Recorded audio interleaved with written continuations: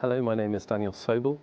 I'm an author and a speaker, and I'm founder of the International Forum of Inclusion Practitioners, and we're in 138 countries, supporting inclusion for teachers and governments.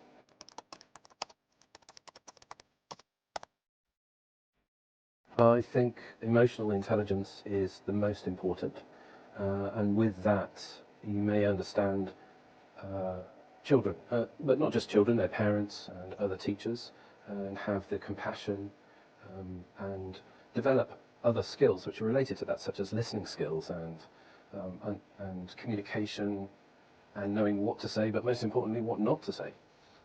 This is probably the most fundamental root of all good inclusive practice.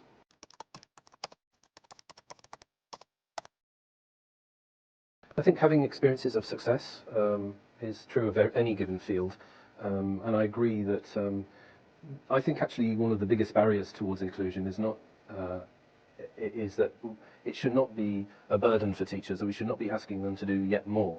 All over the world, teachers are already working at capacity. There is no more room for extra. It's not like they've got spare time. So inclusion.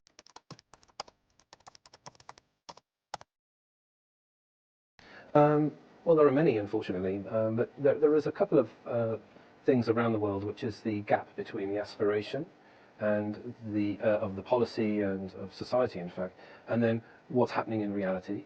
There is a gap between what we're trying to achieve in schools and the attitudes of the society isn't necessarily caught up with the same thing. There is also a gap between the aspirations of teachers and then their skills to actually know what to do. So these are the big questions. There are many other questions as well, but those are, I think, probably the biggest ones that every country is dealing with.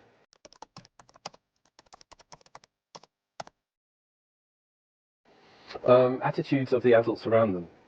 So success of, I mean, depending on how you're measuring what success means, but in the usual metrics of success has a lot to do with the parents and the teachers' attitudes towards that child. If they think they're going to do really badly, then they probably will do really badly.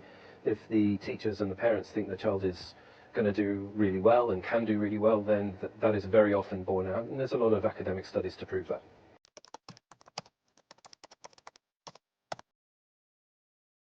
Well, I think that the excitement that we have is that, you know, inclusion has gone from being a strange subject which, you know, only a few people are interested in, to actually I would say either the number one or the number two subject in global education. I mean, well, the good news is that inclusion has gone from being Kazakhstan is in a unique place because of its forward thinking, its fearlessness to step into something new, its willingness to do something on the global stage.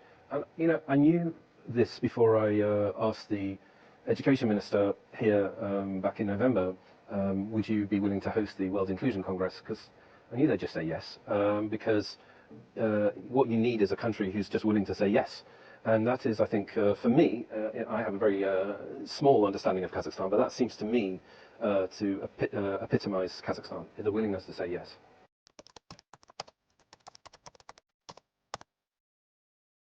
I mean, my own personal experience of school was from a position of I can't, eventually as an adult realizing I can, and then through my professional career supporting other adults with a sense of you can, and then supporting education systems to think in a sense of we can.